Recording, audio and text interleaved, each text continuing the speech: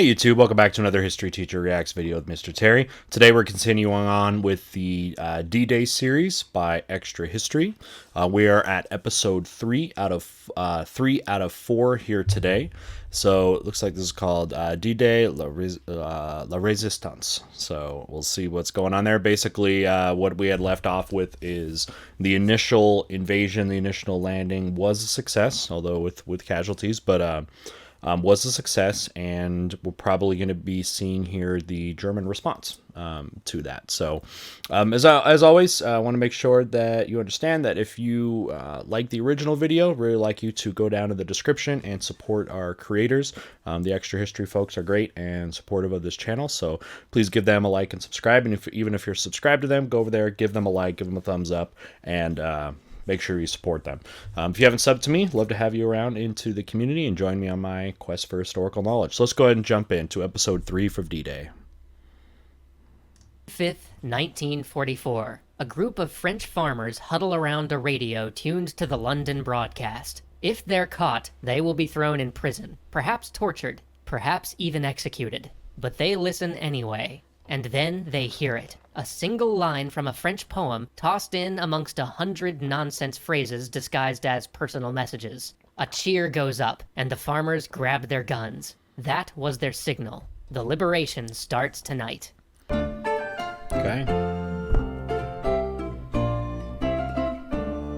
This episode is sponsored by Wargaming. New players can download World of Tanks and use the code NEPTUNE for free goodies. Link in the description. 4 years before the Normandy beach landings, the French government signed an armistice that turned all of northern France into a Nazi-occupied zone. They insisted that surrender was the only way to save their people from being crushed by the unstoppable German war machine. And they're right. I mean, they went into France with such ferocity that they would have been rolled over, and that was the most sensible thing to probably do in the long run, and hope for foreign influence, because they weren't going to defeat the Germans there. But from the first moment that German army boots marched down the streets of Paris, resistance groups began to spring up all over France. Sure. The early resistance groups were small, disorganized, and independent. They had enthusiasm, but no direction, other than a burning desire to kick the Germans out of their country. And there were not many of them. Most citizens chose to put their faith in what remained of the French government, which had fled south to the city of Vichy. They claimed to control unoccupied southern France, but really they just did whatever the Germans told them to do. Yeah, they're a puppet government. Yeah, they might operate under the notion that they're independent, but they're not. They're not. They're total puppets at this time. There is no. It seems like France operating under the full influence of France anymore. The early resistance lashed out by attempting to hurt or even kill German soldiers, but all they really managed to do was provoke vengeance. Hitler ordered the mass execution and deportation of several thousand French Jews and communists in retaliation for strikes made by the early resistance groups. The message was clear. If you hurt our people, we will hurt yours more. The resistance needed to find ways to fight back without inviting retribution and making things worse. And things had gotten pretty bad. By now, the German war machine, which had ground up the French armies in less than 6 weeks, had a desperate need for natural resources and industrial power. The biggest thing that people talk about as to, in the end, why the Germans weren't able to be even more successful was resource-wise. That was one of the biggest ones. It also encouraged them to do invasions that end up being disastrous, especially their invasion east into Russia and to some of the Caucasus regions there, because of their need for oil and resources to fuel their war machine, and ends up being something they couldn't handle, of course, when you look at battles like Stalingrad and things like that. So resources, it's a never-ending thing. I mean, the more you conquer, the more resources you need. The more resources you need, the more you need to conquer. It's a cycle that can't often end. I mean, it can't end well, right? Because it's never-ending. Two things that France had in abundance. They imposed tight rations on their French subjects and began redirecting all the wealth of France to fuel their conquering army. So that became the new resistance target. Take out the factories and the railroads so that the Germans couldn't use them anymore. As long as they didn't harm any Germans doing it, the harshest reprisals never came. The British had that same idea. They parachuted agents into France to begin forming resistance networks of their own, recruiting citizens they could trust, and sometimes linking up with existing groups if they could find them. One of those agents would have a radio that could transmit messages back to London, requesting supply drops with weapons and explosives so that the resistance could get to work. Sure. But radios powerful enough to transmit across the channel were in pretty short supply. So they turned to Radio London, a public French-language station that had been created specifically to counter German propaganda and organize protests from safely across the English Channel. Radio London began to open and conclude every program with a nonsensical jumble of phrases that it called personal messages, which were actually coded messages for the resistance. I have not heard about much of this resistance movement. I know that it like existed, but not any of the details of it. This is fascinating to see how they could communicate while under occupation of the Germans and be able to do this with encoded messages and stuff like that. It's pretty brilliant. This is fascinating. The radio operators hiding in France would contact British headquarters with the requested supply drop and give them a random phrase like, "Pierre says hello." Then, instead of resistance members coming back to the safe house for updates every night, they could just listen at home on their radios. If Pierre said hello, they would head to their prearranged drop point. This radio system, the same one that would be used on D-Day to call the Normandy resistance cells to action, was operated by yet another group devoted to the liberation of France, the Free French. Back when the Germans had taken over northern France, a little-known general by the name of Charles de Gaulle escaped across the Channel to England. He had been appointed to government office only 12 days before, but now found himself faced with the prospect of watching his country and the government he was supposed to serve surrender to Germany. De Gaulle would not have it. He got on the British radio and called for all of France to rise up and fight. He invited all the soldiers who had fled from the invading Germans to join him now in London to regroup and take their country back. And he vowed to keep speaking on the radio so that those who couldn't leave France would know that the flame of French resistance still burned bright. Inspiring words, but very few people heard them. Most French people weren't exactly in the habit of listening to British radio broadcasts at this point, but those who did began to spread the word. Of 100,000 French soldiers who had escaped to Britain, 7,000 decided to stay with de Gaulle. It was small, but it was a start.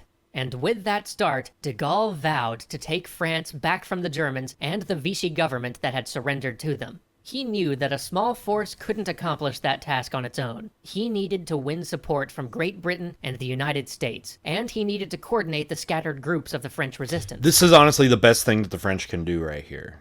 Remove themselves somewhat while making a deal to hopefully save lives, and then form a resistance at a distance with other powers that can seemingly help you. Also, can we take a minute to appreciate the Charles de Gaulle Airport in Paris, which is like the biggest airport I've ever been to, and it is insanely huge. It's like the biggest hub of Europe, but named after him, the biggest airports in the world after Charles de Gaulle. Both would prove very difficult.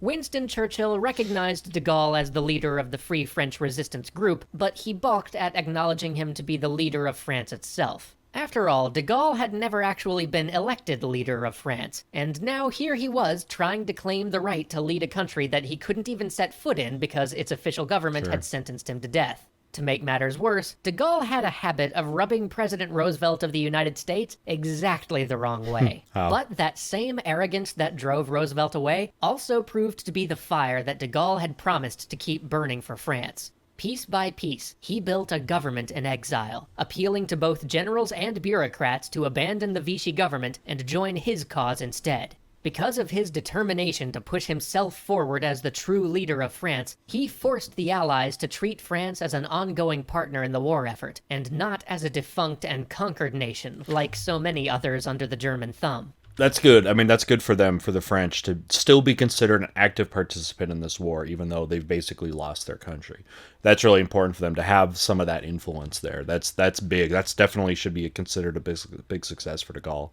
By 1942, 2 years before the landings at Normandy, his efforts had begun to bear fruit. He had appointed a leader to coordinate the French resistance cells on his behalf, and succeeded in forming a central committee that pledged its loyalty to him. British agents began to coordinate their own resistance efforts with de Gaulle's Free French, although they didn't trust him entirely. They did keep a few of their networks secret from him. Nevertheless, they worked together to create a detailed set of plans to support the upcoming Allied invasion. They would target crucial railroads, telephone systems, and electrical installations to sabotage the Germans' ability to mobilize their defenses once the Allies landed. And that once small resistance movement had grown enormously over the 4 years of occupation. Now, over 100,000 combatants stood ready with weapons and explosives that had been parachuted in by drops coordinated through Radio London. The Allies and the Free French had pushed back on German control in the wider French Empire, winning massive victories in the French colonies of North Africa, and proving that a properly organized French army could indeed stand up to the German war machine.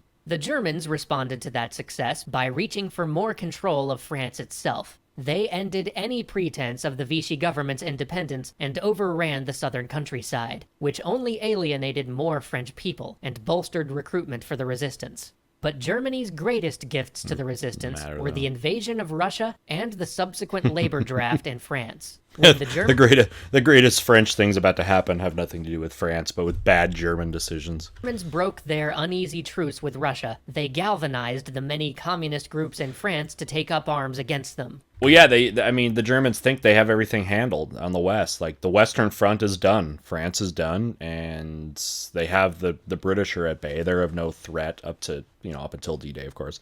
But yeah, they don't think there's a threat there, so go all into the east, into Russia, and of course that doesn't turn out well. These brand new resistance groups never entirely accepted the leadership of the Free French or the British agents, but they were well organized in their independence, and made good use of the supplies those agents gave them. Meanwhile, to compensate for the men they had sent away to fight on the Eastern Front with Russia, Germany began to draft young Frenchmen to serve as forced labor in the cogs of their machine. Many fled the draft by running to the only group in France that would fight for their freedom, the Resistance. Yeah. So when Resistance members gathered around their radios on June the 5th and finally heard the signal words that meant the liberation was on its way, they celebrated and then they got to work. In the span of a single day, they took down 577 railroads, 30 driving roads, and 32 telecommunications sites. Wow. They cut off several panzer divisions from moving north to join the German Defense Force, giving the Allies precious time to establish a beachhead before German reinforcements could arrive. So this is all stuff, yeah, I'm definitely learning, was the actual influence of resistance to the German response to D-Day, of what their role can be. I had no idea that it was this impactful. Together with ordinary French citizens, many of whom now flooded to join the resistance in such numbers that the Allies didn't have enough weapons to supply them, they helped guide and support the paratroopers to strike key targets and begin dismantling German control of France.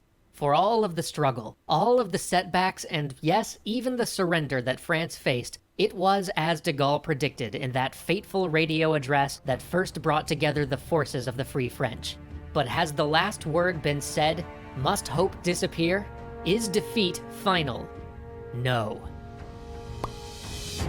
Thanks again to Wargaming for sponsoring this Extra History episode. If you happen to be watching from Europe, check out the Extra Credits Choice Bundle in the World of Tanks Premium Shop.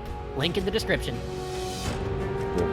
All right. Good. I wasn't expecting this. I thought they were just going to jump from in episode 2 to what the German response would be. Instead, we get this side story a little about the resistance, which is great because I knew very little about it in the end there. But that was neat to see some of the internal workings there. I'd known about Charles de Gaulle and a lot and some of his actions, but was able to see or add a little bit more to what he was doing, especially as a resistance fighter.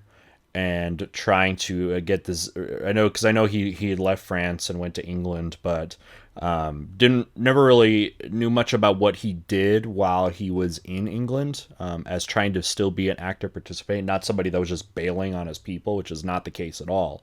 Although I think that might be something people kind of thought about, that they bailed on the people, and that's not true at all. In fact, it really does make it makes sense that was their best course of action, which was make a deal to preserve the French people and their lives while at the same time organizing this resistance movement and working with foreign allies and trying to make sure that the French voice was still there with these allied plans with the Americans and with the English. there. So that was good to see that part there. So we'll see now. I guess in episode 4 now they'll get into a little bit more of the next stage of D-Day, as you see now the internal response to it, which looked like very helpful to get the French resistance there to help guide the D-Day invaders. It's about where to get into targets and to do what they can to try to protect them and block off, they said, tank movements and things like that. So that was very good. So I really enjoyed this. I thought this was the episode that I've seen thus far that I learned the most so far on the D-Day stuff, and hopefully you did too. All right. Again, if you like the video, make sure you go down to the description, give them a like and subscribe over at Extra History. Sure to like and subscribe this video. It'd be great if you could help support that way. Some other ways you can support the channel. There are a couple mild monetary things you can do. One is join our Patreon. This video series was voted on by Patreon members to be on this channel. I post a poll about once a week to allow people to kind of fast track certain videos that they want to see, so you get a little more influence that way. Also, just recently over the past week, YouTube enabled channel memberships. You could become a channel member if you look by the video by where the subscribe button is. You're going to see a join button. This makes you a channel member, which gives you a lot of benefits, especially during my live streams and live premieres, where you get, specific emojis, you get a badge and stuff like that. There's different levels of joining it. I call it my classroom, and you can be a member of the classroom in the back row, the front row, or a teacher's pet. Just the different levels of support there. But those are other ways you can support the channel to help keep this going. But first and foremost, just like you being here. Also, if you haven't joined our Discord server, make sure you join that. We've got a great active community of history buffs there that love talking history. So a lot of ways for you to get involved in our little YouTube community here and increase your knowledge of history, which is what this is all about. All right, we'll go ahead and end it here, and we'll see you next time. Look out for the final video for this series. See you then.